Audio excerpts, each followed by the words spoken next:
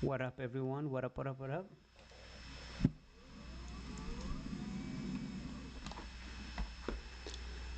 What up, everyone? Welcome back to Financial Education and Business. So, Robinhood is going to be going live. They're going to be talking about some cool things today around the Keynote event. So, as you can see, let's go ahead and check it out here. So Robinhood Yes or No event is live today, December 16th, streaming on YouTube at 6. Yes or No event by Robinhood is a product and innovation showcase highlighting new platform and features with notable focus prediction market specifically. It's going to be interesting what they're going to release, to be honest. I have no idea what they're going to do, but I wanted to go live and at least share with everybody else on my YouTube channel as well. So obviously, I mean, if you've seen a couple of interviews with the CEO, you've noticed that he's saying that they haven't had a product scale at this rate and grow and seeing the same demand from customers that they have with this product, the predictions market. The event is designed to engage the community and investors, offering live presentation for Summit Skywalker Ranch. So yeah, we're gonna be watching it live. So they're gonna be covering mainly their predictions market. Let me see if I can find actually an interview where before the meet. Oh, they're about to start really soon, but let's see if I can find an interview here. Interview of Vlad speaking on the predictions market.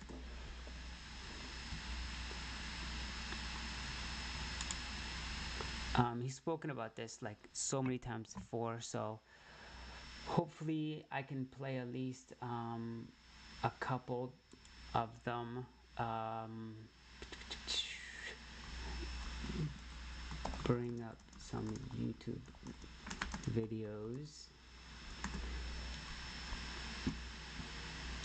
So I'm gonna try to pull up a video where he's kind of where Vlad is kind of speaking about this predictions market, and he's really proud of it, and he loves to see the growth. It looks like this live event is taking some time. Let's see if I can find. So here's this video.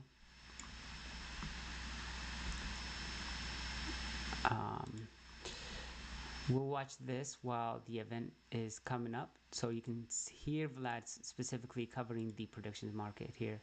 Is CEO Vlad Tenet with our Kate Rooney. Hey, Kate. Hey, Carl. Good morning. Vlad, it's great to see you. Thanks for being here in person. Thanks for having me. So big quarter for you guys. Stock is up double digits overnight. Crypto was the big driver, a ton of trading activity. And you think about Q4, that was really the post-election rally that you saw. What kind of momentum are you seeing in this quarter into 2025? And what signals are you seeing that can potentially continue? Yeah, Q1 has been strong so far. We've seen the momentum continue. And, crypto's been a big story. Obviously, it's done well since the election, and our crypto revenues were up 700% year over year. Crypto volumes up over 400%. But it was also a balanced quarter. I think one of the main advantages of Robinhood as a platform for our crypto traders is you can also trade options and equities and futures alongside earning a high yield on your cash. And so there's just many reasons why you would move your assets into Robinhood. And that drove net deposit. Now we have nine business lines generating over 100 million in annual revenue. How much of an overlap is there between that customer who's trading crypto and trading options and equities and everything you talked about? They tend to adopt crypto and trade crypto after just 2 months of being live.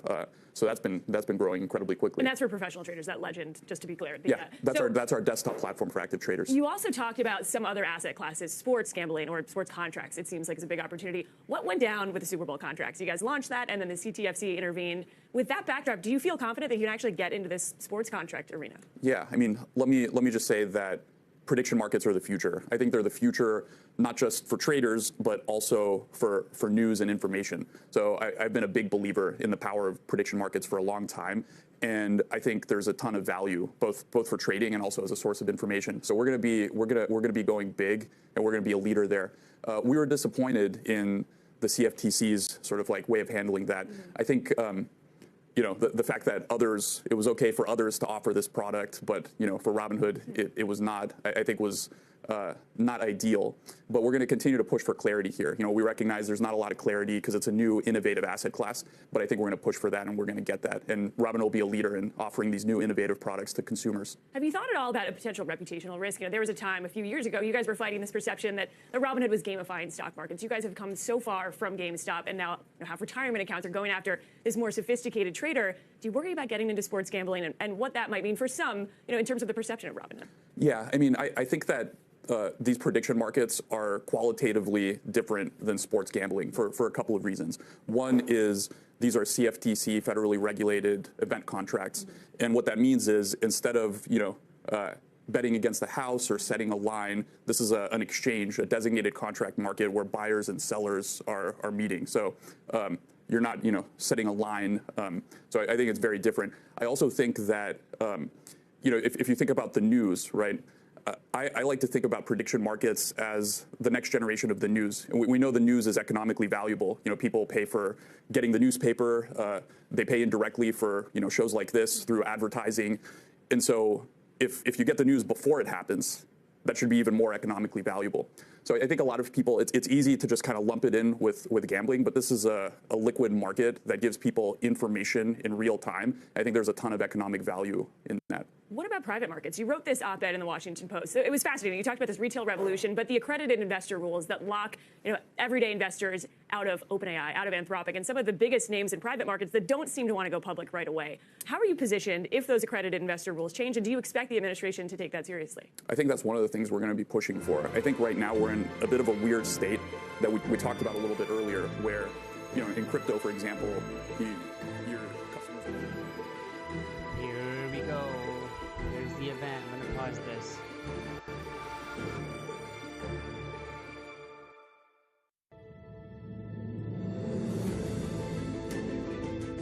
Ladies and gentlemen, please welcome to the stage Robinhood Chairman and CEO, Vlad Tenev.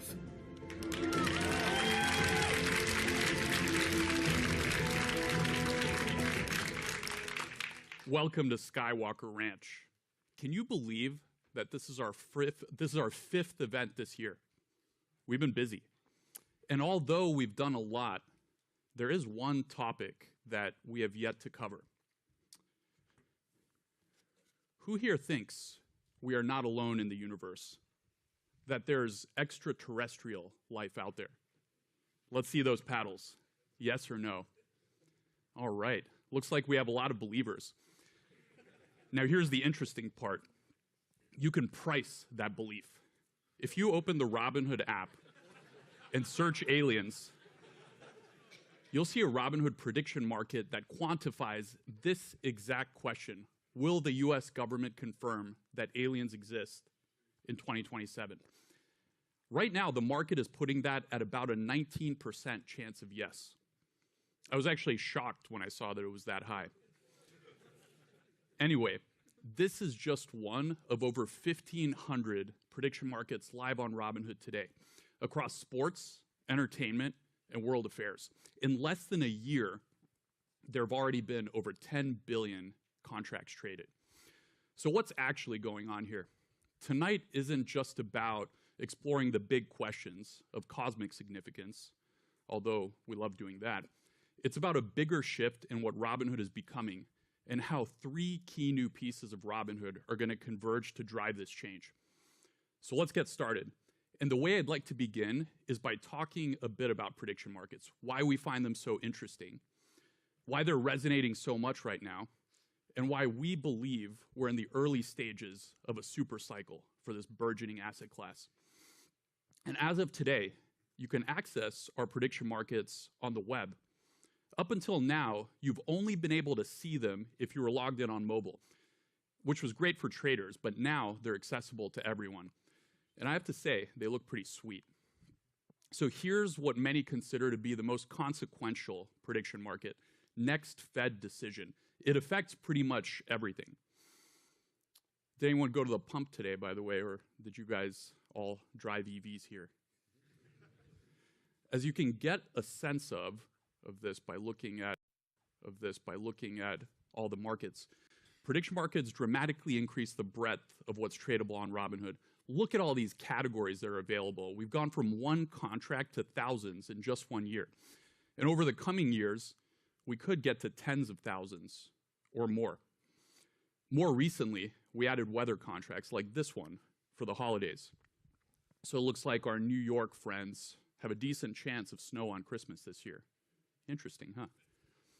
Prediction markets also allow you to monetize your expertise and your personal areas of interest.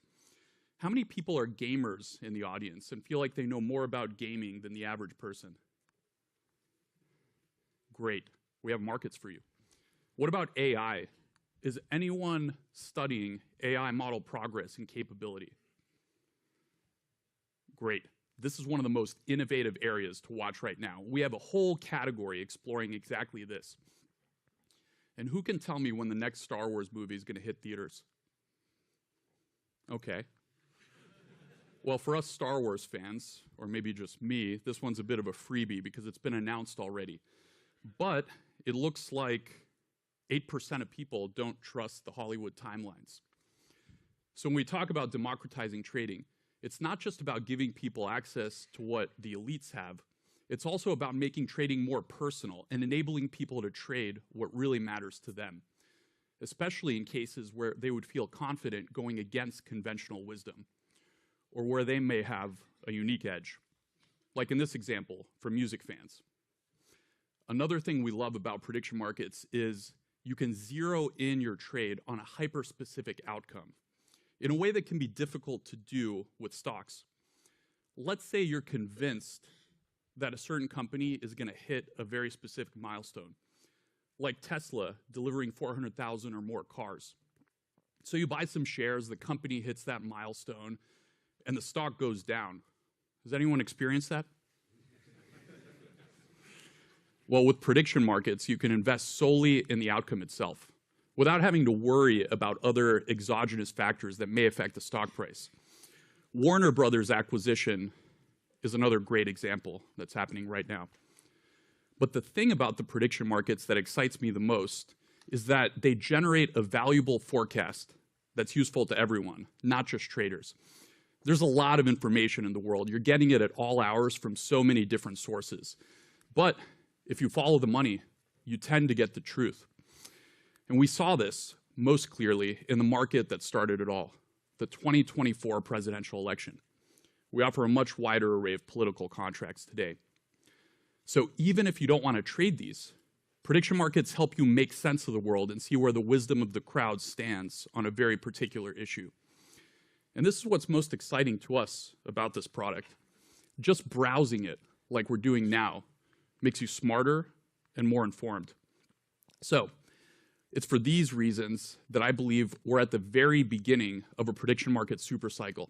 And as it progresses, we should expect to see adoption and volumes continuing to grow, potentially into the trillions of contracts traded each year. Our competitors scrambling to follow and figure out how to offer these products or risk becoming insignificant. And this is a big one, significant disruption of multiple industries, not just trading. Earlier, I showed one of the many weather contracts we offer on the platform. Here's another one. Some people have already started to realize that using prediction markets can be cheaper than conventional fire, flood, and hurricane insurance. You can just place a trade on your phone without having to deal with a traditional broker. And I'm sure the $8 trillion insurance industry is starting to pay attention to this. So I think prediction markets are going to change the world for the better. Perhaps they already have. Now, you may have noticed that I haven't mentioned or showed the most popular category of prediction markets on Robinhood. Any guesses? Exactly, sports. Well, we've been cooking especially hard on sports for our sports fans. So let's get Grace and Adam to the stage, who will show you how we're redefining the sports experience on Robinhood. Come on up, guys.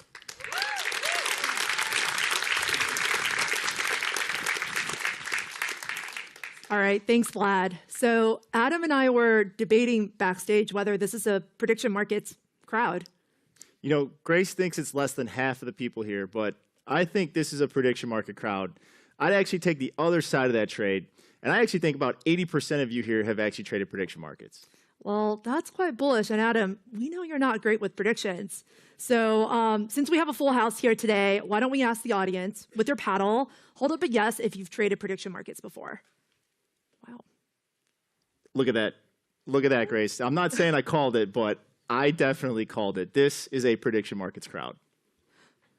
I'm curious, though, of those who have traded, how many of you have used our sports markets? Okay, great. That's a lot of people here.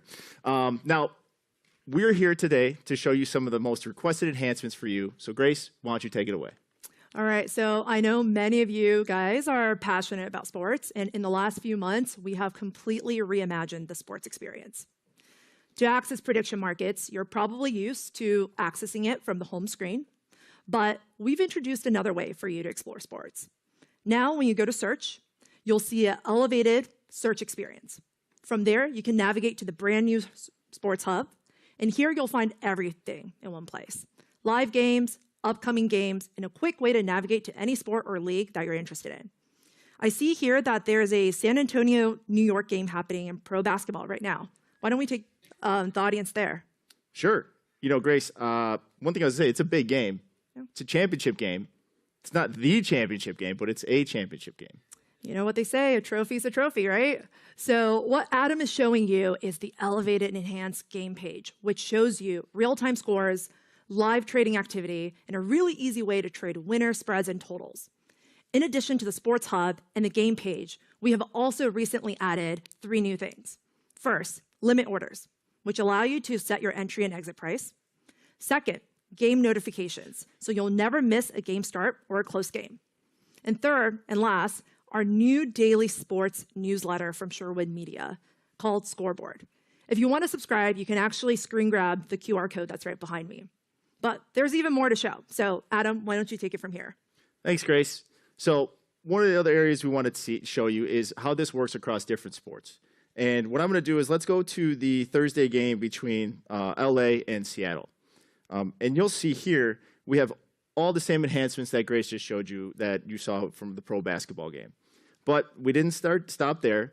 Starting today, we're rolling out 2 new features that many of you have been requesting. First, something we've heard from everybody is player markets. Yeah. Now you can trade event contracts based on individual player performance, not just the result of the game. That means you can trade whether a player is going to score a touchdown, how many passing yards, receiving yards, or rushing yards they'll have for a specific game. So if you're watching a game thinking, Puka's definitely getting in the end zone, or maybe Smith the Jigba has been explosive recently, he's going to have more than 100 receiving yards, you could trade those views. So Grace, I got another question for you. Who you watching in this game? Well, recently I've been liking Williams. Williams? All right, let's put a trade on Williams. Let me just navigate here and just say that Williams is going to score a touchdown. So I'm going to go ahead and click on any. And you'll see it brings up a typical buy order here. I'm going to go ahead and let's buy it. And then, Grace, for this example, why don't we go ahead and just buy $10 worth of this contract? You can see it's going to pay out $20. We'll go ahead and review it, swipe up, and boom, there you have it. We're now long. That's pretty cool, right, Grace? That's pretty neat. Yeah.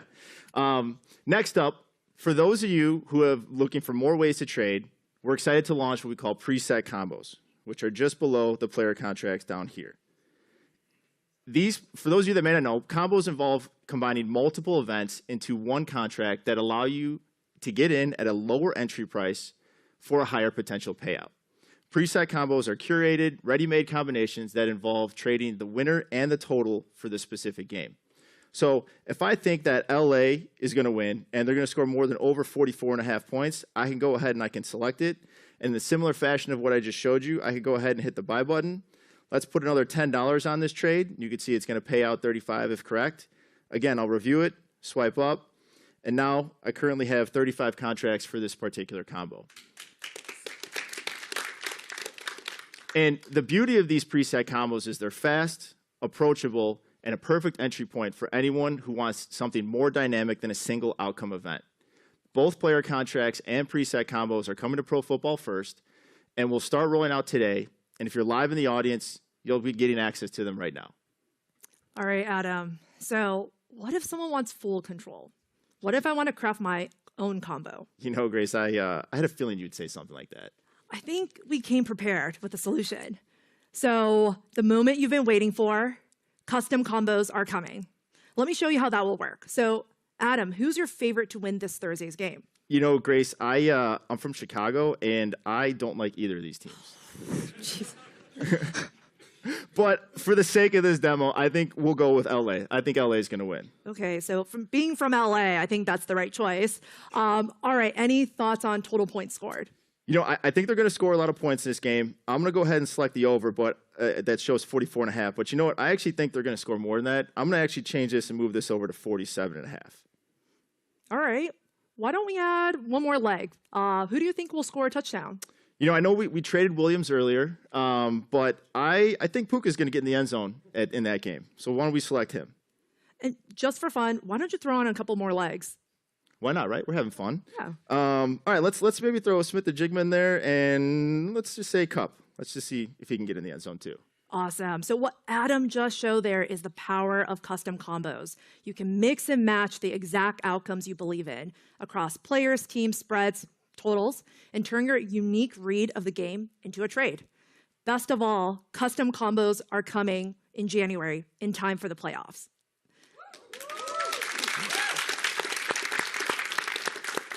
So what we showed today, combos, really lay a groundwork for a new era of prediction markets. They will begin within single games, but we plan on bringing them across games and ultimately across entire categories. Imagine mixing your predictions in sports, culture, politics, really any category into one trade. This is really just the beginning of prediction markets here at Robinhood, and we're incredibly excited for what's ahead. And with that, thank you, and back to you, Vlad. All right, give him a round of applause.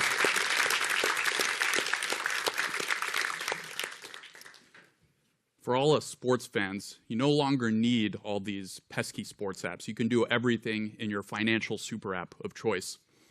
So Grace and Adam have illustrated the power of combos, the ability to put multiple predictions together into one custom trade. We're starting with sports, but we see a world where two things happen, quite possibly rather quickly. Number one, you should expect the number and variety of prediction markets on the platform to increase at a rapid rate. Remember, we started from one and we've gone to thousands in just the past year. And second, you'll be able to combine any of them into a custom trade that can be priced for you in real time. What all this means is that you'll be able to trade and hedge pretty much anything. Now, at this point, you may be thinking, this might get a little complicated, right? How will I make sense of tens, potentially hundreds of thousands of markets and millions of potential combinations of all these different markets? Not to mention all the stocks, options, and cryptos that are already available on Robinhood. That's where Robinhood Cortex comes in. So, less than 1 year ago, when we first introduced our in-house financial intelligence, we promised that it would make its way through the entire Robinhood experience. Today, we're excited to deliver on that and show you what Robinhood looks like when you can talk directly to Cortex. This is going to be really exciting. So we have three of our top minds sitting right here who will show you what's rolling out in the coming months. Starting with the man who you may remember from Hood Summit, the mythical Sam Nordstrom. Come on up. Thanks, Vlad. I'm excited to be back up here. Over the past year, we've been rolling out Cortex Digest to all of our gold customers, expanding coverage to more than 1,000 stocks, cryptocurrencies, and recently, ETFs. Who here has been using Cortex Digests? Use your paddles if you found them helpful. Wow, that's awesome. A lot of green. But there's one important digest that's still missing, particularly for those of us who are diversification hounds. To give you a hint, I'll tell you how I use Robinhood each day. I open up the app, I check my portfolio movement, I scan through my positions to find out what's driving it and what's moving so that I can figure out where to focus. So what would make this much easier for me would be a digest for my, any guesses? All right, I think you guys got it. Introducing Portfolio Digests. Portfolio Digest is your own personalized portfolio briefing. It decodes what moved in your portfolio, why it happened, and what's coming next, delivered directly in app. Let's take a look. From the portfolio page, I can find Digest below the chart in a new section devoted to summarizing the highlights in my portfolio. Here, I'll see top movers, drivers, key events, and a Portfolio Digest every time one is available for me to read. Tapping in, I can see how my portfolio is performing relative to my benchmarks. For me, the S&P 500 and Bitcoin, and a summary of how my portfolio is performing that day. Below, I get an explanation of the macro factors that are impacting my portfolio. Today, it looks like there's some mixed economic data that's weighing down markets and my portfolio a bit, but Bitcoin has gained due to supportive technicals. Cortex also identifies the top drivers and movers in my account. Today, I can see that Microsoft and Tesla are driving up my portfolio returns, while Meta and Doge are moving the most. And for each, I get a summary of how it moved, what caused it to do so, and how it relates to my portfolio. Finally, it also highlights upcoming events that could impact my returns. And if any of these correspond to a stock or event contract on Robinhood, I can drill in directly from here to find out more. Since we've been testing Portfolio Digest, it has completely changed how I use Robinhood. Now, the first thing I do is dive into my digest to see what's happening and where to focus. But this is just the beginning of what we're rolling out with Cortex. Here to share a little more is our very own Oren Nahum. Let's give him some applause and get him pumped up to come up here.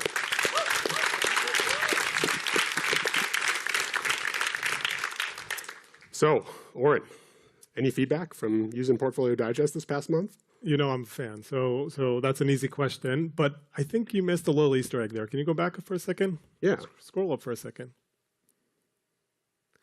That graph, Sam, that graph looks familiar. That's a good eye. If anyone here watched our Hood Summit broadcast, you'll recall that our customers voted on the 2 features that they wanted most back in the app this coming year. And while it's only been a couple months since, we're excited to be bringing back portfolio comparison tracking within Digests. That's awesome. One more question before you leave. What about strategy, Sam? Another good question. Well, as you should know as a strategies customer, you get human-generated insights directly from our very non-AI team of human experts who manage your portfolio already into what's driving their decisions and what's going on in your portfolio. But now, you also get Cortex-generated AI digests into what's happening in your portfolio, and these are paired with human-written explanations of the strategic purpose that each asset serves in your portfolio and why we're holding it. That's awesome. Humans and AI living peacefully together. Give it up for Sam Nordstrom.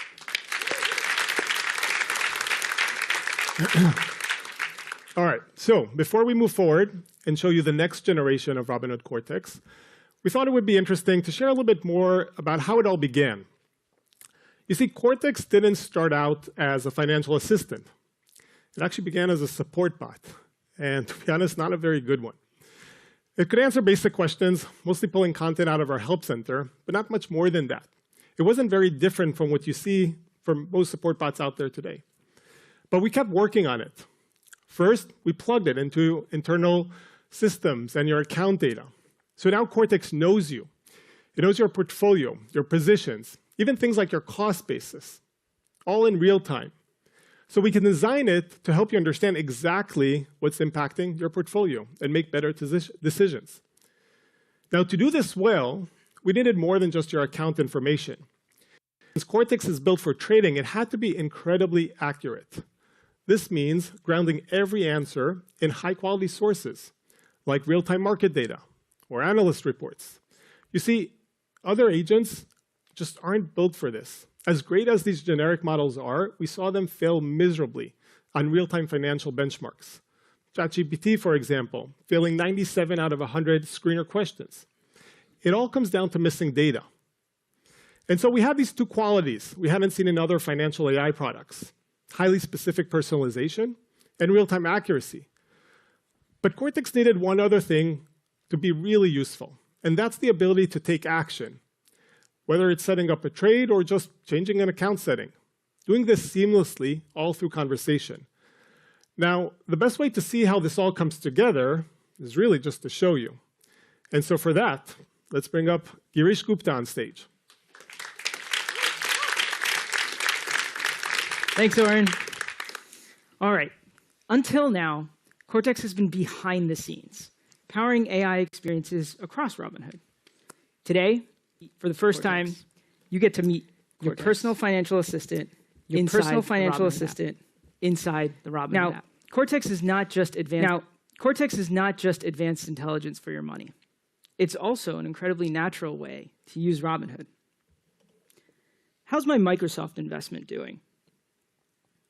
You can type or speak your questions to Cortex, but I guarantee you, once you start talking to your portfolio, you'll never go back. Now, Cortex knows right off the bat, my Microsoft position is down about 8%. It's not a good look in this market. And right under that, I see some quick hits on what's been driving the price. But stocks that have been unfairly punished by the market, large caps only. Now, this is something I struggle with all the time, going from idea to trade. Cortex can help me do it in a few questions. First, Cortex is going to figure out what I mean by unfairly punished. It's going to use its access to real-time data to set up some filters, things like implied volatility, volume, analyst ratings, PE ratios, and then it's going to use those filters to scan the universe of stocks and pick out 5 names that I should take a look at. It lays them all out right here in this table with some really interesting data that I should take a look at. Now, check this out. Right below the answer, Cortex is going to help me go deeper. It's laid out some related questions like this one. Compare the 3-month performance of these stocks to Microsoft. Now, this is something that I haven't seen any other AI in the market do. It's going to take the 3-month performance of the stocks that I screened for and compare it to something I own, and then lay it all out in this beautiful and interactive comparison chart. And check this out. I can scrub all the way back to the beginning of the year and see how all of these stocks have performed. But taking a look at this view, it seems like Oracle's taken a beating lately. I wonder if now's a good time to get in. Run a technical analysis on Oracle. Now, Cortex cares about data and accuracy, and it does it fast. Right here, I get a full technical picture. We got the trend breakdowns, momentum indicators, volatility, things like levels that I need to pay attention to, including the support zone and resistance zone. So, who wants to see something really cool? Okay. All right, okay. It's a demo, guys. All right, let's try this. Buy 2 shares of Oracle when it drops below 180. All right, this is my favorite thing that Cortex can do.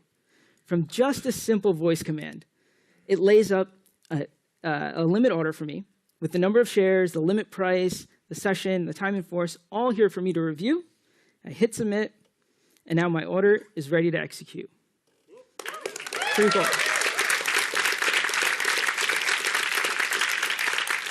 So let's talk about some other things that Cortex can do. Who here is a football fan? Yeah? Okay, some of you. I'm from New York, so those of you who follow football probably know that my team has a less than 1% chance of making it all the way this year. But I want to hear from you guys. Who do you think is going to go all the way? Let's use those paddles again. Now, who out there thinks that LA is going to win the big game? Okay, there's a good number of yeses out there. Let's see what Cortex thinks. Who's going to win the Pro Football Championship? Now, Grace and Adam told you how we scaled to thousands of contracts on this platform. But finding that right one with the insight that you need is where Cortex shines. Check this out. Right here, we can see that LA has the highest chance of going all the way this year. Pretty sweet. Okay, so that's just a fraction of what Cortex can do. Answer your support questions, help you turn ideas into trades, help you go deep on your portfolio, or lean into the prediction markets. But that's just the tip of the iceberg. We've got some exciting surprises for our advanced traders coming soon. Hey, Vlad, anything you want to ask Cortex? that was really exciting, but I've been hanging out in the audience, and everyone is still thinking about the aliens thing. So, Yep. so this is what everyone's interested in hearing about. Let's say the audience is right, the government does announce there are aliens in the next year. How will that impact my portfolio? Or, I guess, in this case, your portfolio? Let's see. How will aliens impact my portfolio? Have you seen The Age of Disclosure, Girish? I haven't seen it yet. It's on my list. All right. Now, Cortex isn't going to give us personalized advice or recommendations, but it will call out some strategies for us to look at. Check it out. Okay, let's see. All right, got some potential beneficiaries, technology spillovers. I think this looks credible, but what I'd really like to see is that summarized, and can it be done in a Yoda voice? Ooh. Try that. All right, let's give it a shot. Do you guys see Yoda out front? Pretty Simplify cool, that and answer it like Yoda. This is really putting it to the super intelligence test. Here we go. No data on aliens the markets have. So, all is guesswork, this is. Sounds wiser already. Did Cortex do that? All right. Thank you all. I hope you all enjoy talking to Cortex as much as I do. Thank you, Girish. By the way, the team has assured me that they'll be delivering portfolio digests and the all-new Cortex experience in time for my birthday, which is February 13th of next year. You might have noticed right before Valentine's Day, right? So for those of us looking for financial companionship, maybe Cortex will be helpful as well. So over time, we see Cortex helping you with everything around your financial life. You know, we're starting with analyzing trades, but we can see it helping you plan for big goals and eventually even things like taxes and estate planning. And if you take Cortex, prediction markets, and Robinhood Social, which you saw a few weeks back at the Hood Summit, Robinhood will become not just the place that you execute your trades, but also the source of the idea and the inspiration behind that trade, a place where you get smarter about money. One of the best sources for financial information and education in the world. And most importantly, a community where we can learn from one another. All right, I know what you're thinking. You want to do the paddle thing one last time. It's fun, isn't it? So who's excited to try out the new products? And let us know how we can keep making them better and better. Oh, how about that? I wanted to end with an auction, but George Lucas wouldn't let us sell the Yoda out front. All right, so thank you for making this our best year ever. And we're not done yet. We actually have something pretty special for you coming up.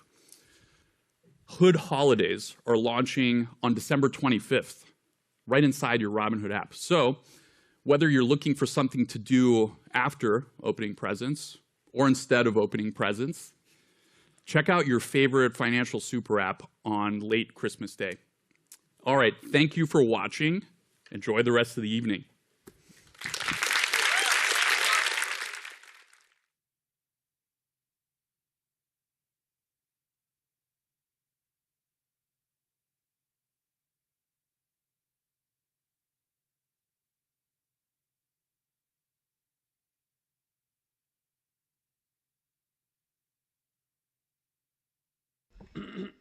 Well, that was cool. That was Robinhood just showing off some of their products here. And I guess we can quickly look at some of the things CEO Vlad Tenev just said. He thinks we are at the very beginning of the prediction cycle. He thinks that they're going to really benefit from this. They obviously, one of my favorite things from here is like, I don't play a lot of the games, but the fact that you can combine multiple contracts, build your own contracts, and actually have, you know, the AI kind of build out exactly what you want essentially. And one of the cooler things, the fact that you can buy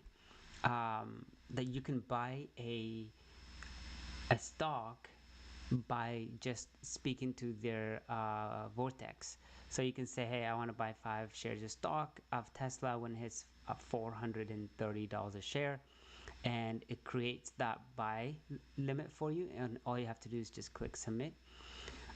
So yeah, that was pretty cool. Let me see if there is anything else here posted about the yes or no event. 6 p.m. tonight, Robinhood, yep, they spoke about it. The stock, I don't know if the stock actually did anything from this. Let me go check it out and see if there is anything that came out of this. I don't think it did. Let's look.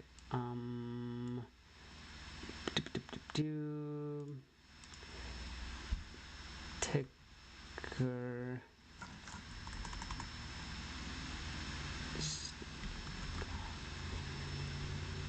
All right.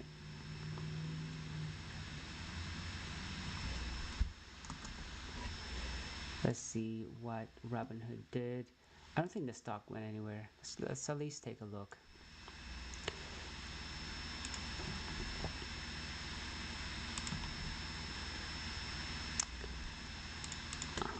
Robinhood.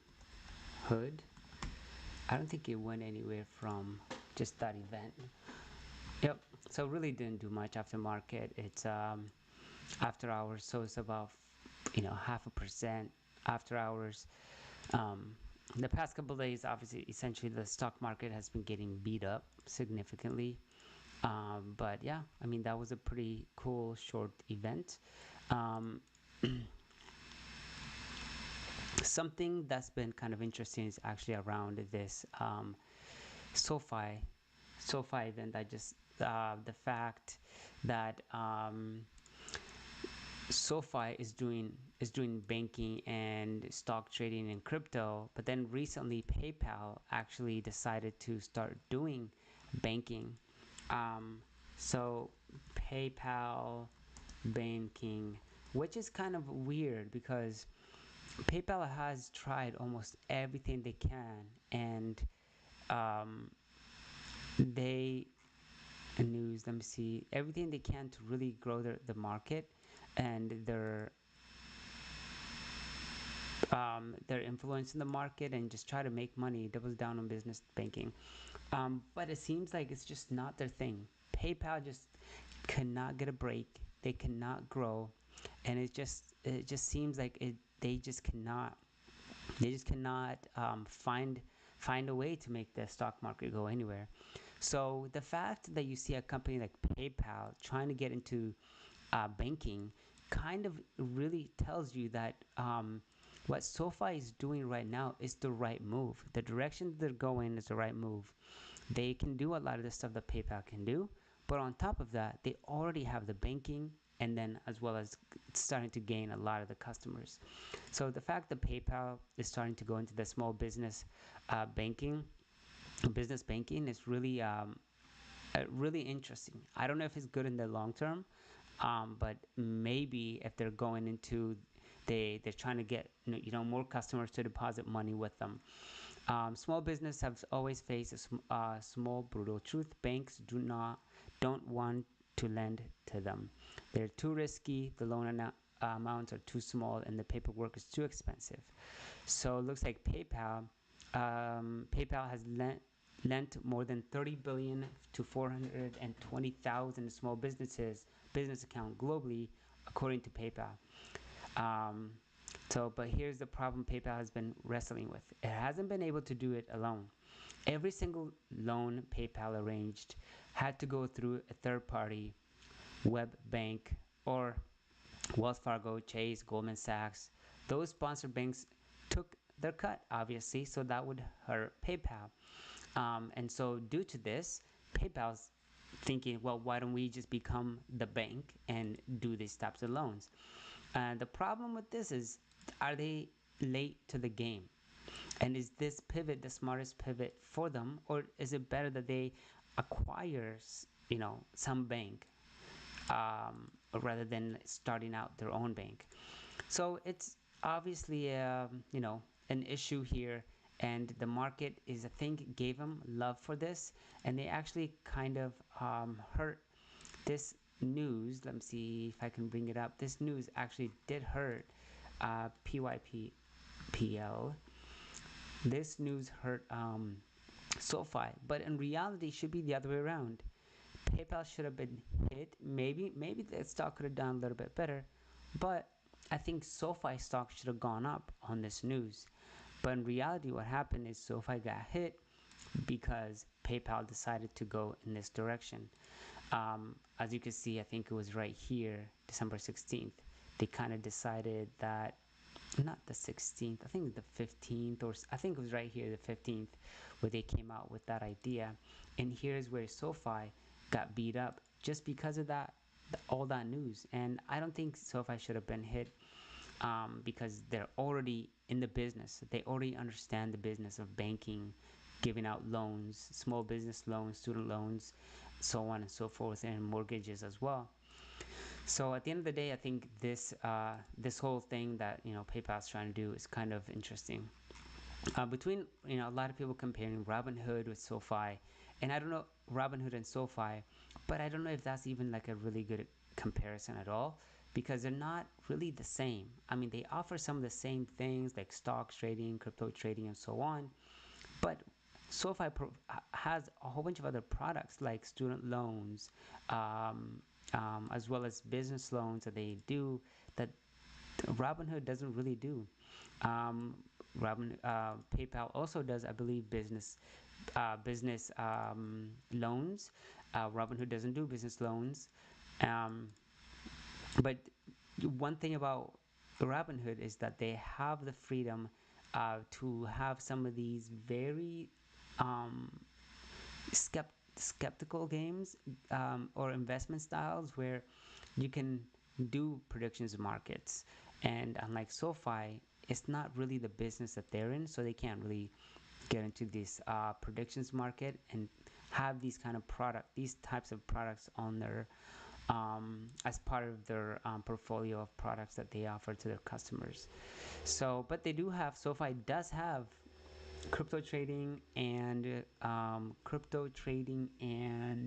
stock trading and options level 1 and I believe level 2. And so I think in January, SoFi is going to be fully opening up their entire system for crypto trading, which is, pretty good for them. So, yeah, even though SoFi isn't into the whole, the whole, not gambling, some people would say, predictions market game, I think that at the end of the day, that Robinhood is going to have, Robinhood definitely is it's competing against some of the it's competing against some of the largest institutional banks, especially with their AI product that they're offering on the platform, where customers can speak to an AI for the products that they, what they want to do is pretty impressive. So I think it's super smart that, Vlad is kind of integrating AI into their business. When it comes to the AI product, I think it's super smart because at the end of the day, it does save you a lot of money, because now customers can resolve any problems that they have just using their AI products rather than having to hire more people. And so the longer they have these AIs resolving customer problems, the better these AIs become, the less dependent, that Vlad and his team has to be on having to hire more people to help as the number of users on the platform continue to grow. So it is a really smart long-term game at the end of the day. So hopefully soon we see that SoFi do something similar, implementing some kind of AI into their products, where users can interact with their portfolio using their AI, whatever, SoFi AI, whatever it is, SoFi AI SoFi. But yeah, so here's a video that we were watching. I kind of stopped it, but we're gonna finish it up here. where Vlad is kind of speaking on, what is going on in this, what's going on in the market, especially in the predictions market. Investors out of OpenAI, out of Anthropic, and some of the biggest names in private markets that don't seem to want to go public right away. How are you positioned if those accredited investor rules change, and do you expect the administration to take that seriously? I think that's one of the things we're going to be pushing for. I think right now we're in a bit of a weird state that we talked about a little bit earlier, where, in crypto, for example, your customers are free to invest in thousands of meme coins, right? But then you have, companies like SpaceX, OpenAI, Anthropic. A lot of our customers are big believers in technology, in artificial intelligence, and things like electric vehicles. And I think the problem with artificial intelligence is a large part of that innovation is actually in private markets. OpenAI, Anthropic, these companies that are making a lot of strides are still private. And so the returns and, some of the private investors that are in these companies have been sitting on returns of 1,000x plus are not available to retail. So we think the juxtaposition of that doesn't make sense. You can invest in meme coins freely, but OpenAI and SpaceX and companies like Anthropic are too risky. So I think we need to fix that. Unless you have a story, you don't have a way to persuade people. So there you go. So there you go. They kind of covered there in that video a lot of the predictions market. Here is iced coffee, where they're talking about the predictions market a little bit more, and how that kind of let me put this down a little bit, the predictions market, and how, is this gambling or is this an actually type of investment? Yeah, and we honestly, it wasn't in our outline to bring up, but I just thought of it right now, and I wanted to run this by you. So we were thinking, what if every single day there is one coin flip, and you can either, on a prediction market, bet heads or tails. That's it. And you have to bet on a certain side. For every dollar you put up on heads, there has to be a dollar put up on tails, or I don't know, however that would be figured out, how that middle amount would be figured out. But basically, you could bet heads or tails. One coin is flipped every single day. It's a massive cultural moment for the coin flip. Everyone tunes in, 12 PT or something like that. And then it's 50-50, and you can do it. Yeah, no house advantage either. No house. Robinhood could do this and tokenize it and take 0.01%, and the only overhead, is 1/4, because you got to flip the quarter. That's it, and you could film it, and live stream it, and that could happen every single day. That should exist. I think that's an interesting idea. Yeah, I mean that could be a prediction market, right? The daily, just the daily one flip. Quarter flip, and that's such a free marketing opportunity, because I just know for a fact that would go viral. Oh, it's I know. So simple. We just don't have the infrastructure to be able to make that happen. There's just no way. 6 p.m. every day. But we want to do it, and I would participate. And I would be like, today heads. Who's part of the heads gang? Yeah, and just cap it $100 maximum. I think there will be a nice novelty effect for that. But I would be surprised if it has a lot of longevity. I think it's kind of like HQ trivia. It's very nice for a little bit, but then there's so many interesting prediction markets that are now available on Robinhood. I mean, we keep adding more and more varieties. You can look at best AI model at the end of 2025. That's an interesting one to me, right? Because I think right now I was looking, Gemini is 53%. ChatGPT, I think, was below 20%. So I think there's lots of interesting things you can do that would probably eventually take people's attention away from the coin flip. And I think a lot of people track these things. So, you can do the Emmys now. Emmys are interesting. Yeah. I saw I could put money on the Fed rate decision. Fed rate decision. The economic ones have been cool. The sports, there's pro baseball, so there's a wide variety of things to choose from, which make me think it's interesting, but probably something that would have a short-lived. It would be really cool if you forced it so people could only put in $1, and you can cash out at any time, but it does 10 days in a row, and it caps at 10 days because 1 to the power of 10 or whatever the thing is. It's like $1 million. And so you can try to turn $1 into $1 million, but you could only ever put in $1, and you can into the next one, the next one, and you could cash out anytime. And you maybe in the beginning select heads, tails, heads, tails, tails, heads, and up to 10. And then somebody, if 100,000 people do it, there's going to be Yeah, You know, people become millionaires off of $1. Yep. That would be the coolest marketing opportunity. I'm telling you. I would Something love that actually. Yeah. Yeah. Just put in a dollar, and then after 10 days it resets. Yeah. Well, if the folks at Kalshi are watching, That's true. Yeah. it might be interesting. Yeah, because then at that point, when do you turn from investing just to straight up gambling? It's $1 at that point. Yeah. Yeah, I think investing. I think I think with this particular one, it'd be hard to argue that there's a particular predictive skill involved. Is that how the predictive markets are able to operate in such a way that's not considered gambling? Because it's not random chance that you could have specific knowledge on something and feel like you have more experience to bet on that outcome. Yeah, or a hedging benefit. Yes. Right. So could there be knowledge or skill involved, or is there a hedging benefit or a speculation benefit to these markets?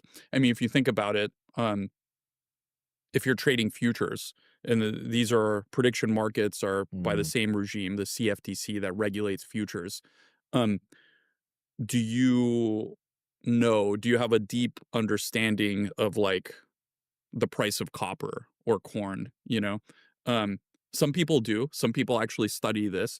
A lot of people have some dependency elsewhere in their life on the price of copper, and they're hedging against it. And so what makes a vibrant derivatives market is 3 different market participants in equilibrium. You have the speculators who have a point of view on what the price should be, and they're speculating. And some people call speculators gamblers, but if the technical derivatives parlance, it's speculators. But you need them also, because you also have the hedgers, and the hedgers are trying to offload risk. But not everyone can be hedging, because then the price gets out of whack. So you need the speculators to actually bring the hedgers into equilibrium. And then you have the third group, which is the arbitrageurs. The arbitrageurs are basically playing a low risk, low latency game. They're connected to every market, and they're like, oh, corn's at $1 here, and it's at $2 here. I'm going to buy up all the corn for $1 and sell it at the same time for $2. And they provide a valuable service too, because you want to make sure that if you're hedging or speculating, you don't really care about which market you're going into, because there's overhead in that. So they make sure the prices are uniform across everything. So there's a lot of people that just think trading in general is gambling. I reject that premise. I think that these are useful markets, and people are providing valuable services and kind of hedging their risk, speculating, or sharing a point of view. And how does your own personal portfolio look today, and how do you allocate across public markets, private markets, stocks, bonds, crypto, real estate? My little miracle is back.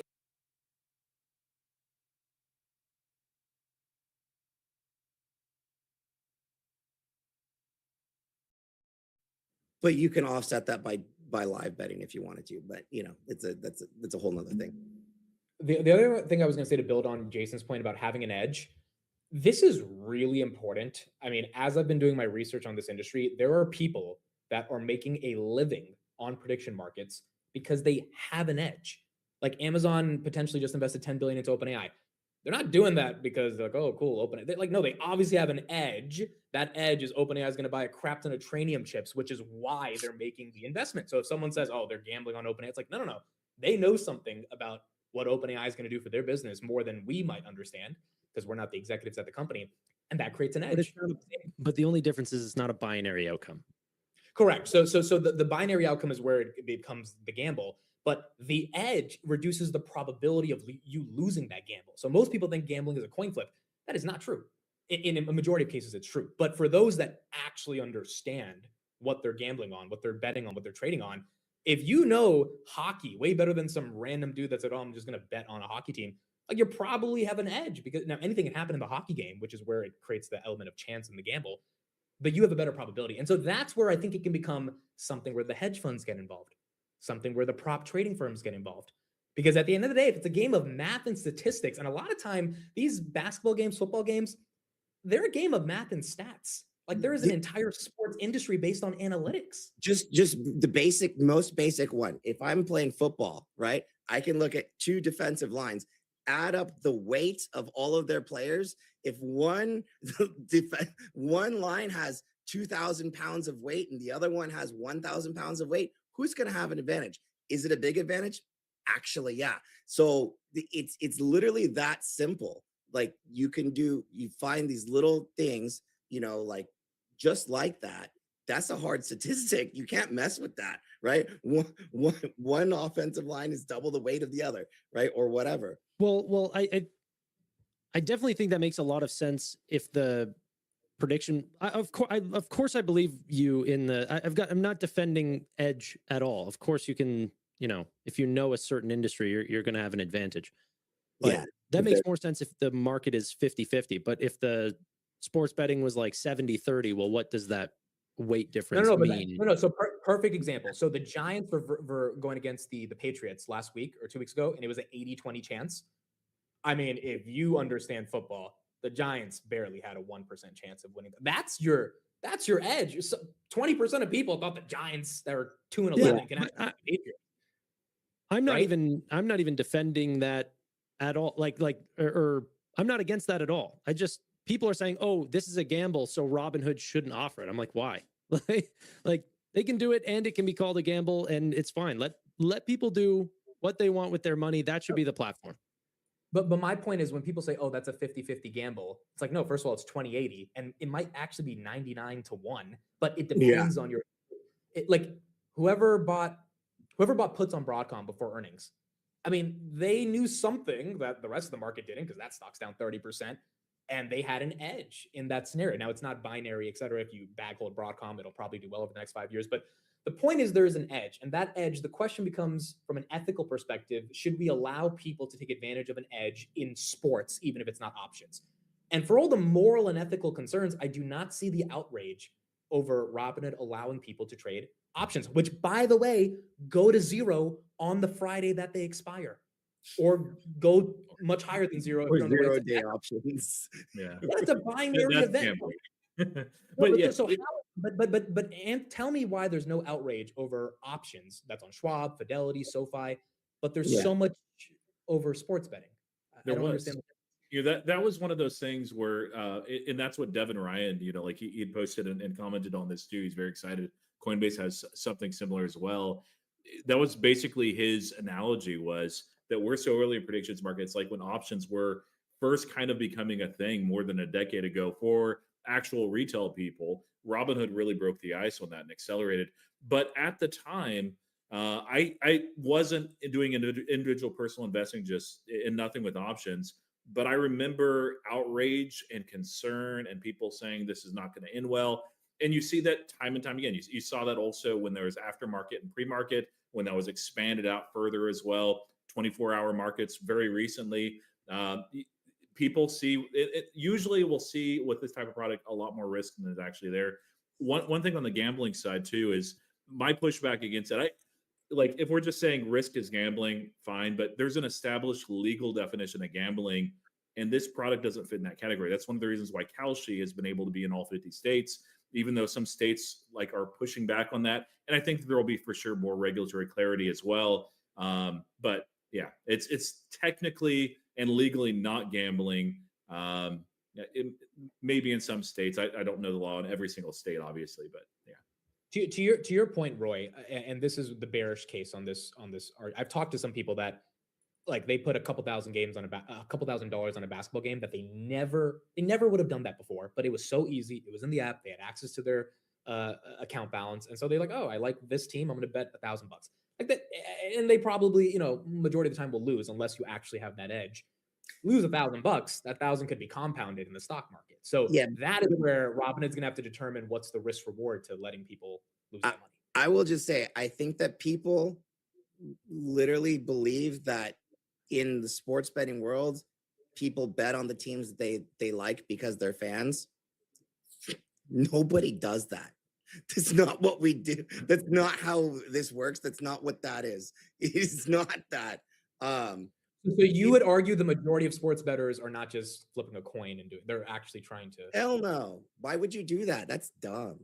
That's dumb. I think some people do it for fun, but At least not the majority of the actual dollar amounts. I you mean, know? legit, if you're doing that, I think I might have more fun in Vegas on a slot machine because they have at least lights and sirens and stuff that make loud noises. Over here, I just get to see my account balance go down. If that's what we're doing, that's not fun, man. But no, that's not what what sports betting is or how it works, or that's just dumb. Yeah, that's not the world. But can you do that? For sure you can. Can you bet on a, I think to your point, can you bet on an option like for earnings because you like the company? For sure you can. But that's which a just lot of us have done. I've done it many times. that's just as much of a gamble as the other. So if you let one in, why wouldn't you let the other? I'm just imagining that Schwab CEO watching this go down right now today after that interview. Like, bro, did you guys see that? That Schwab CEO is like, by the way, watch this. In 6 months from now, watch Schwab list event contracts. They will. No, like, for real. IBKR's already got him, I'm pretty sure. Oh, by the way, like Thomas Petterfee, the guy's worth like $80 billion, CEO and founder of IBKR. He said 2 days ago, prediction markets will become bigger than the equity markets in a conference call with UBS. Yeah, probably. Yeah. The point is whether you ethically believe in this or not, the industry's it's going to happen with or without Robinhood. And so then it's just a question of, do they take advantage? And again, if you're so morally against this, I would just ask yourself to question your moral concerns about every investment you own and having your money on the platform itself. Because if you're supporting Robinhood with your assets, you're supporting people that are gambling on zero DTEs, which is pretty bad for mental health when they lose all their money in a day in less than an hour because they think the SPY is going to hit the 200-day moving average, right? Like, it's all in the same vein. But Robinhood is going to make money on it either way. So you have to ask yourself how much you care. Yeah. Look, I think it's I liked on this too was the cadence that, when they didn't just say, hey, these are coming at some point eventually, and if they just said next year's a long time, like this is coming in January. And also as a just, oh, by the way, what you requested 2 months ago in Vegas, here it is. I love it. Yeah, Dude, a lot of you. The velocity at which they release products and just go to market with things, it's insane. Disgusting. Like, they said 5 events this year. What was they did that one with I forgot her name, but it was a live stream.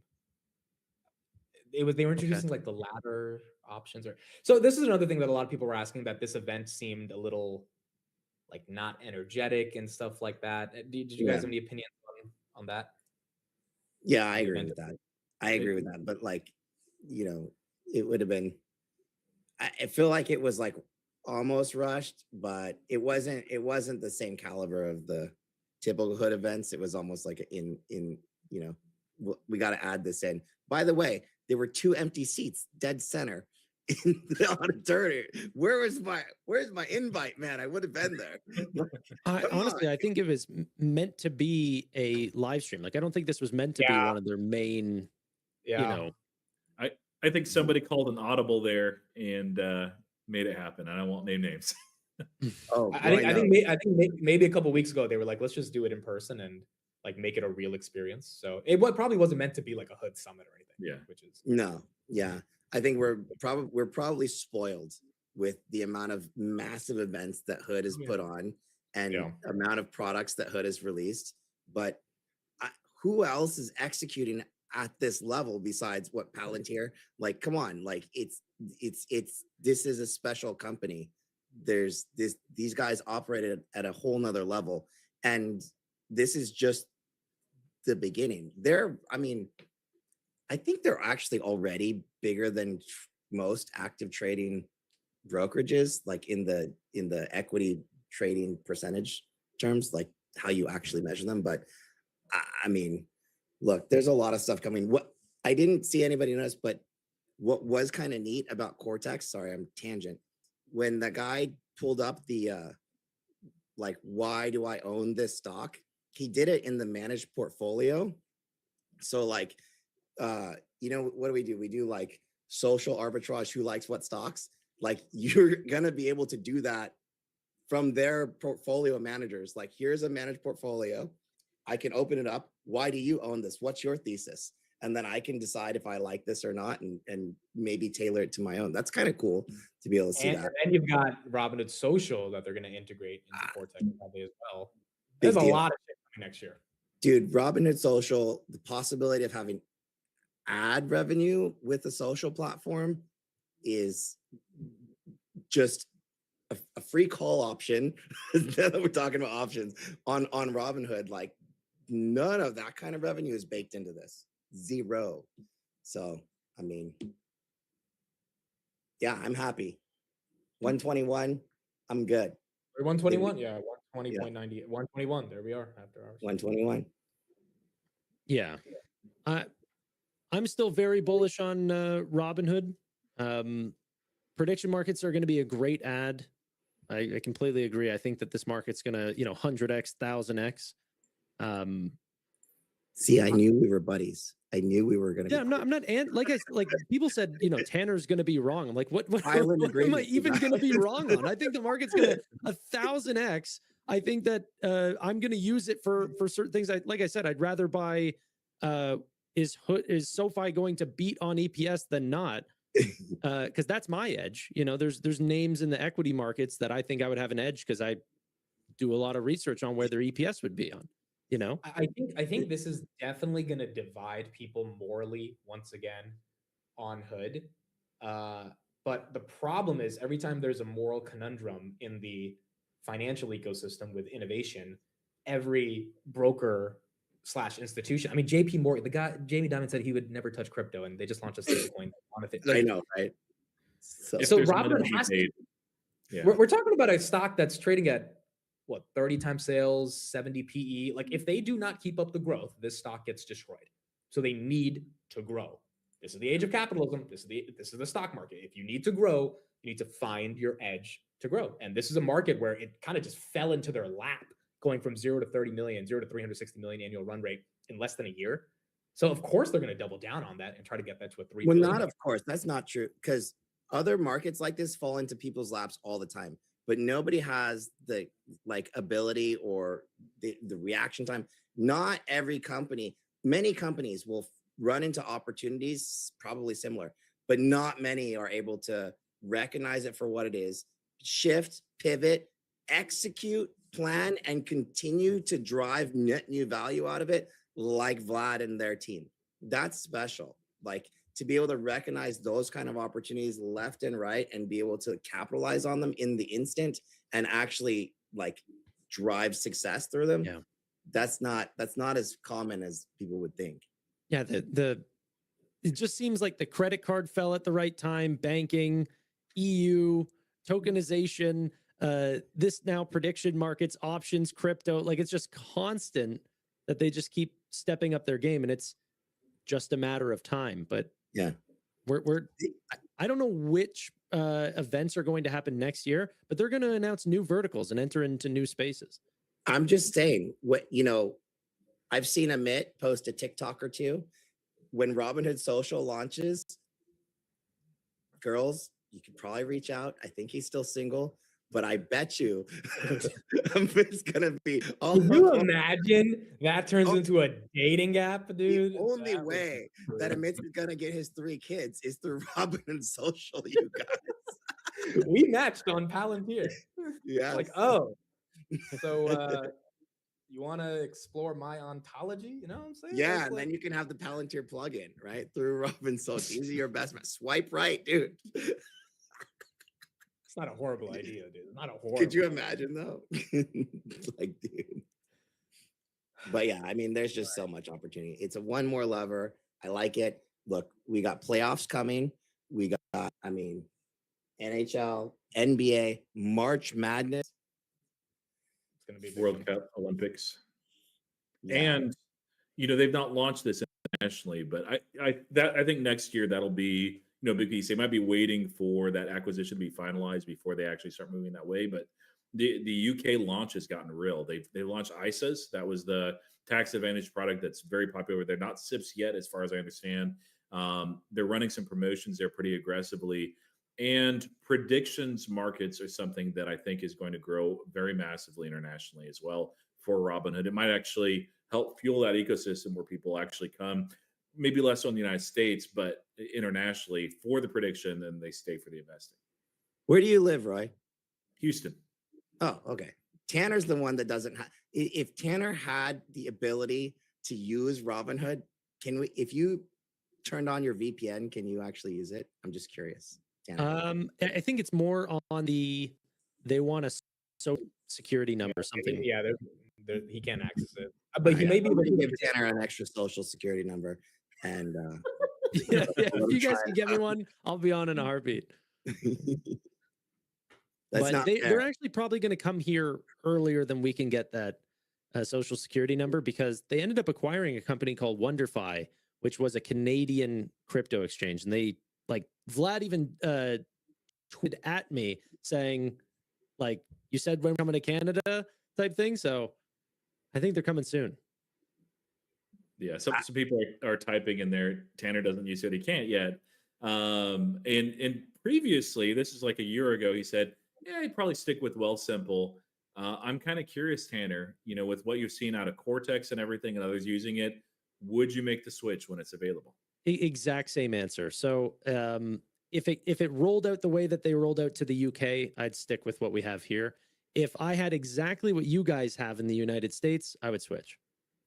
In all fairness, like as an active trader, I actually don't live on Robinhood. Like we still have, like most of us have, I actually use TD Ameritrade. I use Thinkorswim because there's not enough features in Robinhood, but I think it's a good entry point still. But I think everybody, even active traders, has multiple accounts kind of everywhere.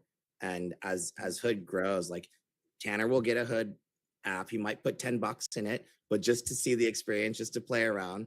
Right. We might need to open up a fake account or something, like a little temporary I account. just don't know if they're like, if they come to Canada, are they going to bring the credit card with them and have access to every single registered accounts and like all these, like it's been a slow rollout in the UK. So I don't think it's going to be the exact same experience. That's the only thing. Am I going to get prediction markets and Cortex and all of these things, or is it just commission-free brokerage? I have that already. Yeah. But I mean, Canada's a big market. I feel like it's a big market. I mean, TSX. Yeah, it's like the size of California. I mean, California's big. Yeah. But yeah, I just feel like there's a lot of, I mean, it's a different audience too, though. I feel like there's opportunity if they can do that. But that's like, I mean, basic and just approvals. So there's still regulatory stuff, but the more that they do the international launches, and AI, of course, certainly helps with it. Tokenization will help with this too. The faster I think that you'll see that cadence for international markets as well. So I don't think that the launch anywhere is going to be nearly as slow as what it was in the UK. But that's their first successful launch. We'll see how successful it is. Really, next year we'll get a good reading on that. Yeah, but that's why like this stuff, Cortex, prediction markets is so exciting, because like all the other stuff launching in different countries, honestly, it'll come when it comes, and they'll be successful when they launch, and it's just a matter of regulations and things like that. I think that's that might be baked into the price a little bit, but it's these things that Vlad and team does, like a new lever here, a new lever there, brand new net new line of business over here. You're like, okay, that didn't have that on my bingo card this year, and it's like I have two of them, right? Futures trading, option, whatever, right? Like Robinhood Social. I feel like Robinhood Social is going to be big, and they're slow rolling that right now. I'm excited to see what that's going to look like. And I'm really excited for Amit, because he's been living by himself for a long time. And, apparently he's having a party at his house in February. But, I think that one's the next event contract 2.0, which Robinhood Social might even be bigger than event contracts. Like it should be bigger than event contracts, which is not a small thing. Yeah. Mitt, are you single? You sort of just laughed at that thing. I have no idea. Look at this. He's not answering it clearly. Yes, yes, I am single. You don't Okay, know that. okay. We don't really. I mean, he's in constant state of being single, so you know. You can believe it There or might not. You got to fix your mic or something. You sound a little quiet. You hear me now? Yeah. Yeah. I was just saying, you can believe it or not, but my answer is yes. I believe you. I believe you. I just wanted to hear you say I am single because I know no girl's gonna let you say that. So I believe you. Well, to be fair, Except for when he's at the dentist, then we know he's not single during the dentist visits. Yeah. But you know, I legit am going to my dentist tomorrow, getting the crown. Like, oh man, I've never seen someone get as much teeth work as like. I think you're just but going look back at to those visit. toppers, dude. Those are nice little pearly whites there. it's honestly not. It's been 3 times. It just feels like it happens so often.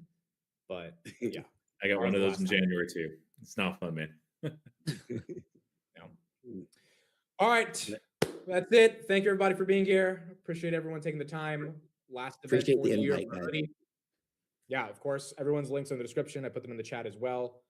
And I'll be live tomorrow. All these guys will be making their content throughout the week. Well, we will see you probably in, I would imagine the next event's going to be in February. So the next time they have an event, we'll cover it live in February. Yeah. Go from there. Cool. All right. Thank you, everybody. Hopefully you all enjoyed. We'll see you guys tomorrow. You guys. Bye. Bye. Everyone. All right, that's it for me as well. Thank you for joining. I hope you had a great time watching this video. If you liked it, make sure you subscribe. I always talk about stocks, finance. As you can see here, I'm researching. I mean, Bumble. There's no way this is gonna be a company that I'm interested in. But I'm right now going through and trying to find some stocks here that IPO in the last 5 years. Don't pay any dividend under 300. Small cap, $300 to $2 billion market cap under $10. IPO in the last 5 years within the United States. This is usually what I do. Yeah, like next door.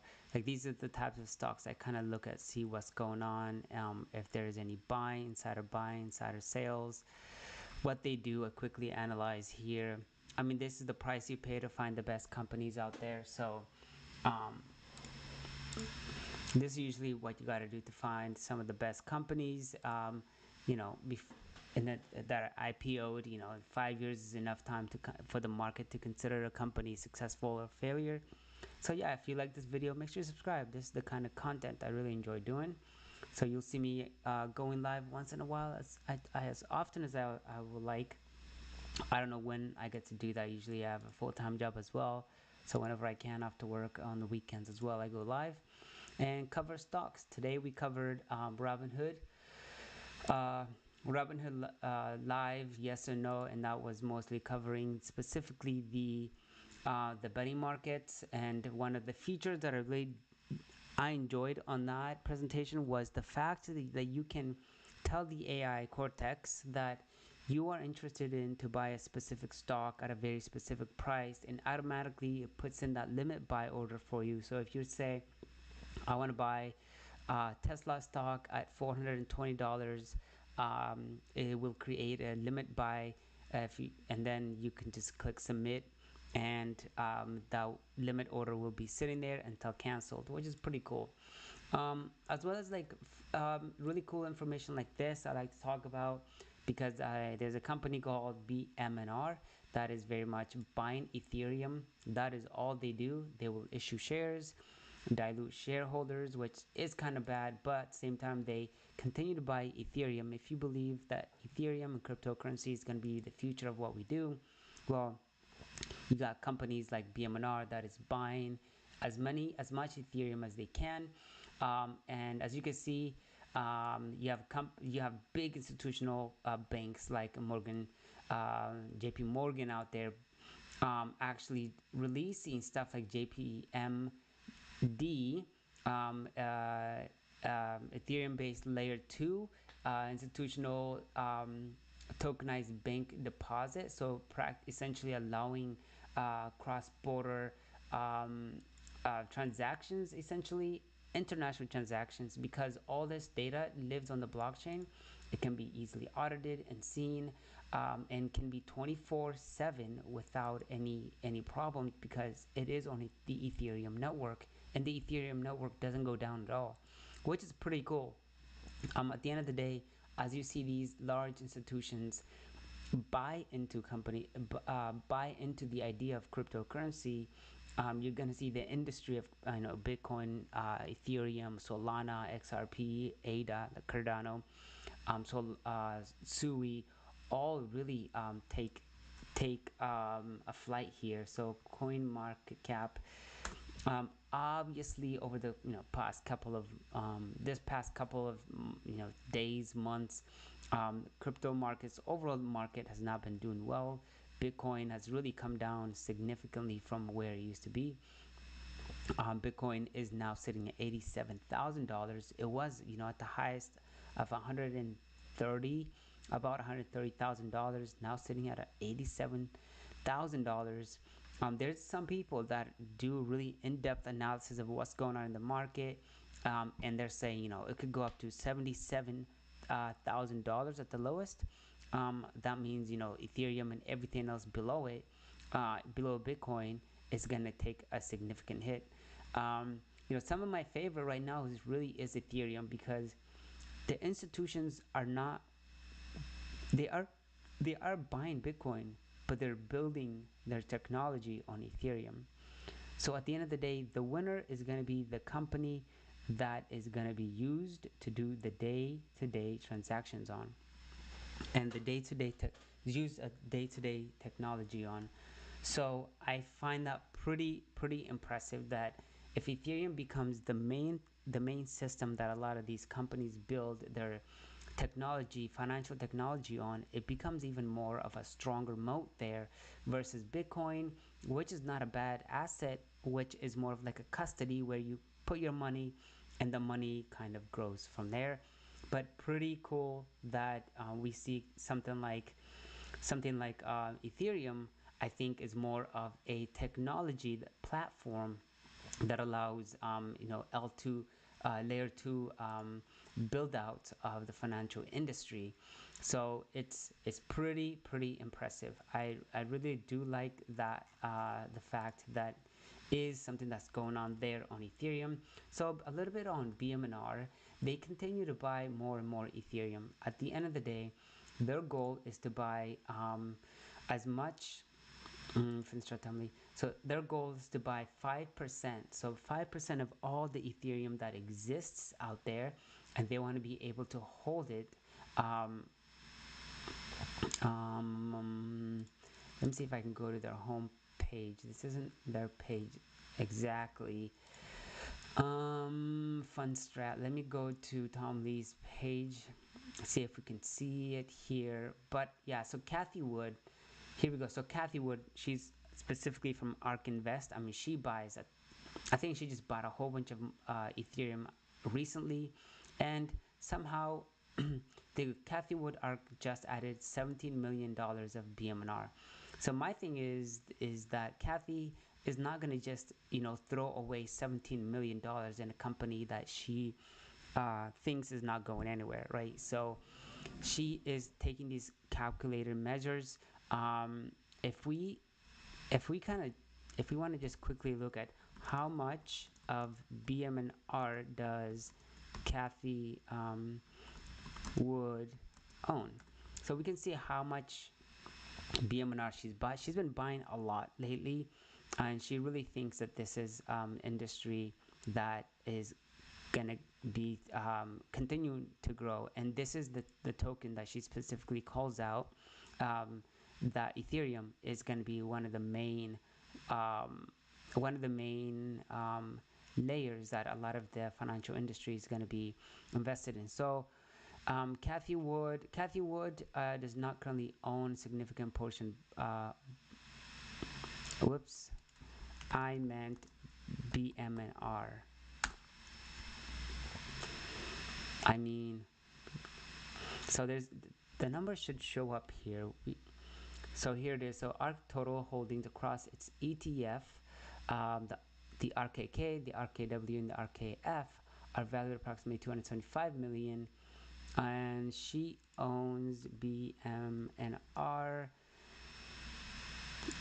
making BMNR one of the largest positions, ranked around number 12th to number 14th across the fund. So $275 million across all of them that she owns in BMNR. Stock, I guess, stock there. That is about, BMNR has about 384 to 422 million shares outstanding. A little bit more about BMNR, but that is pretty large portion of the assets or the company's money that she is putting on this specific crypto. So the reason I like, okay, let me get rid of this. The reason I like BMNR is they continue to buy Ethereum. So imagine that either you invest in Ethereum and you buy Ethereum week over week in millions, or you have a company like BMNR that goes out and buys it on your behalf every single week. And they've been doing these large weekly purchases of Ethereum for a while now. And now they own about 3.2% of the total. BMNR now owns 3.2% of the total Ethereum that exists out there. So which is pretty impressive. So Tom Lee, let's go find Tom Lee. I'm not following Tom Lee. Let's see if we can find him here. There's so many fake Tom Lees.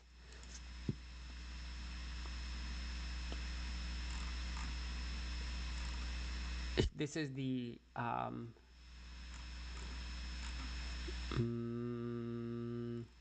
okay, I guess can't really find him on anywhere, but I can go to their Fundstrat site, I believe, Wikipedia. I can't find Tom Lee specifically here, but yeah, he is on the chair of he kind of runs the whole operations there at BitMine Immersion. There you go. I think this is them. Yeah, .io. I think this is BMNR. Yeah, here it is. Yep, this is their site where they kind of talk about what they want to do. So is a pioneer digital asset platform dedicated to maximizing ETH per share and advancing Ethereum ecosystem through strategic treasury management and a native protocol participation. So if imagine that they buy a whole bunch of Ethereum, and the goal is eventually to be able to pay dividend through staking of Ethereum. So because Ethereum is built on proof of ownership or proof of stake, when you stake your Ethereum for a certain amount of time, you get in a ways like interest, and this is essentially free money, that's free Ethereum, free money that you get for staking your money.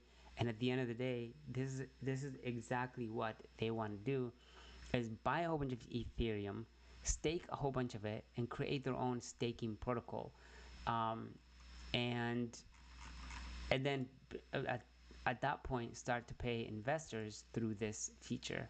So they should have in their news, not their newsletter. So South Korea crypto 4 billion Ethereum holder.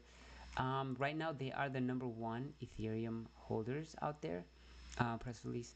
Boom. 3.9. So they own 3.97 Ethereum in total, reaching 3.9. Let me accept this. Tokens in total crypto and total cash holding of about $13.3 billion. So BitMine now owns 3.2% of Ethereum token supply, 2/3 of the way to the alchemy of 5%. They're almost there. BitMine crypto plus the total cash on holding plus their moonshot totaling 13 billion, including the 3.97 million Ethereum token total cash of $1 billion.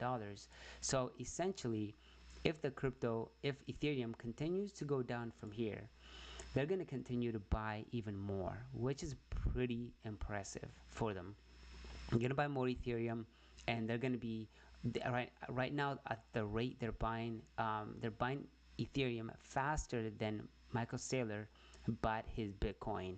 So which is pretty aggressive and also pretty impressive that they can find the money to do this kind of business. That the fact that they can have billions and billions of dollars from outside investors, or where they can go and find money and continue to load up on Ethereum because they think that there is value here.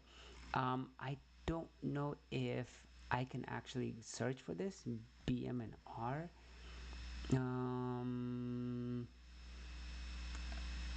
Let me see BM&R. Let me see if they would show. Let me see top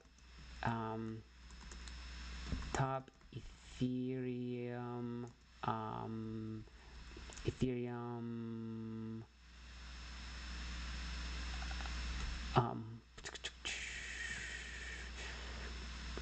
let's go holders. Let's see if that's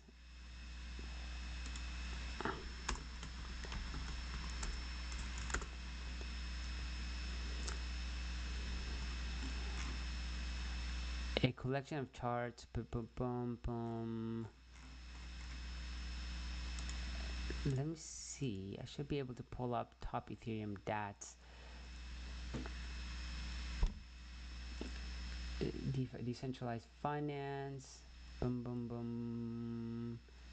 DAOs. I don't know why it's not giving me the list of companies that are kind of doing the similar thing as Ethereum, like BM&R. Treasury still moved by Bitcoin. Yeah. Top Ethereum treasury companies. Ethereum treasury companies. Here you go. I was trying to find the list. So here's a list of a lot of those companies that actually do hold Ethereum treasuries out there. So Bitmine Immersion Technologies, they right now hold almost 4 million total shares of Ethereum. As you can see, activity in the last 30 days, they bought 407,000 Ethereum. So they are buying it significantly fast. Their NAV is 1.03, so the total assets, the total Ethereum that they hold is above NAV. And here you can see that they have $11.7 billion in USD invested into Ethereum there. The next one is obviously SharpLink, and you'll see like Tesla also has a lot.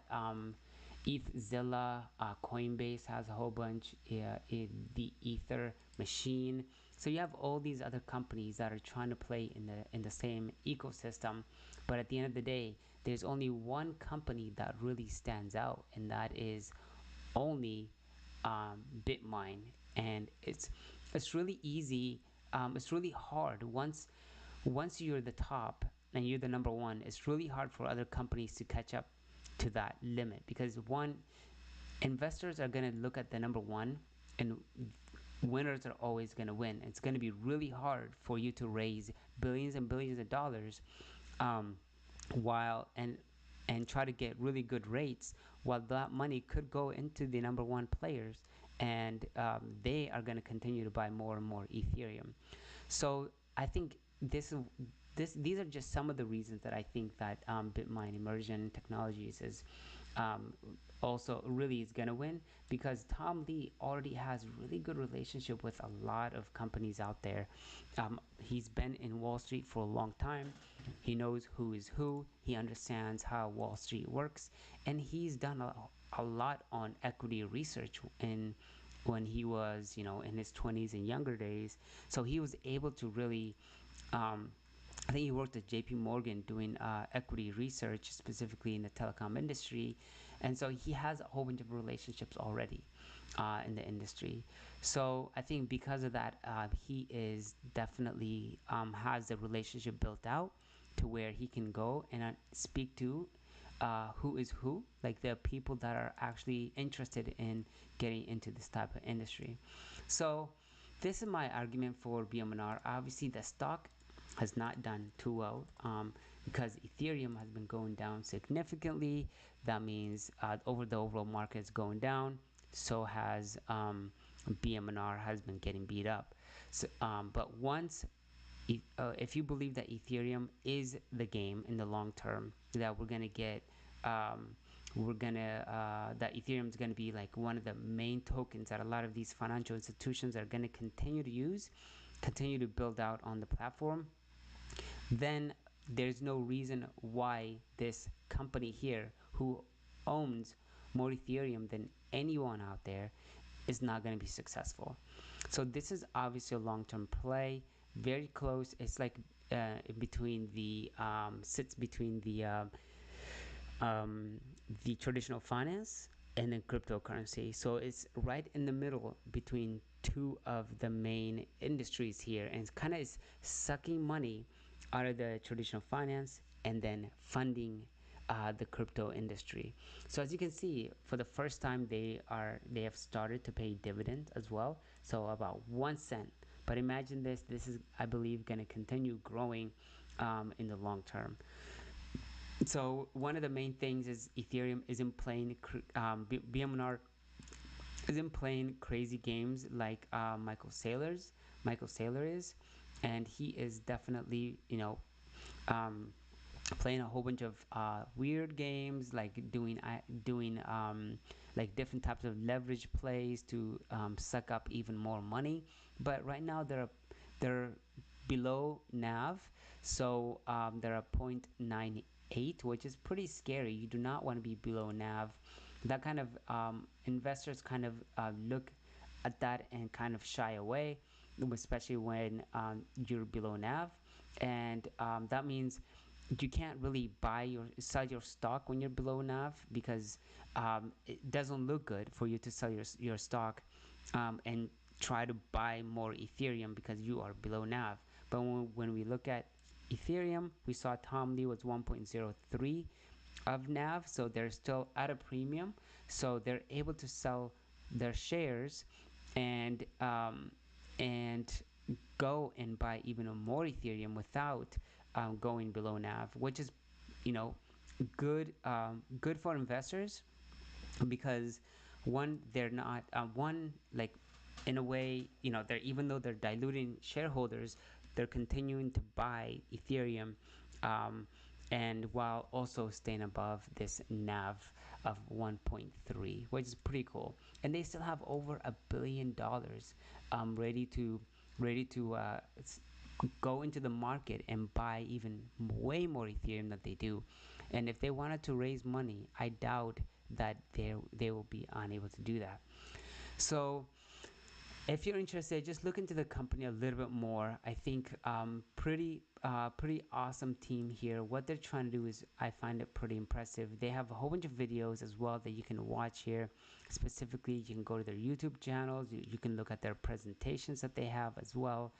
You don't have to watch this one. You can go into their specific playlists and go through these videos. Just have a good understanding of what Tom Lee is talking about, what the goal is, what their strategy is, and then his outlook on the industry and what direction they're going. So here is their channel. Here is at BitMNR, and you can just check out the rest of it. So that's it for me. I think I'm gonna go and rest up. It's 10:40 already. Thank you so much for joining me. Make sure that you subscribe. I will be back another day, maybe tomorrow, but until then, this is Financial Education. Thank you for joining me. Have a great night. Bye.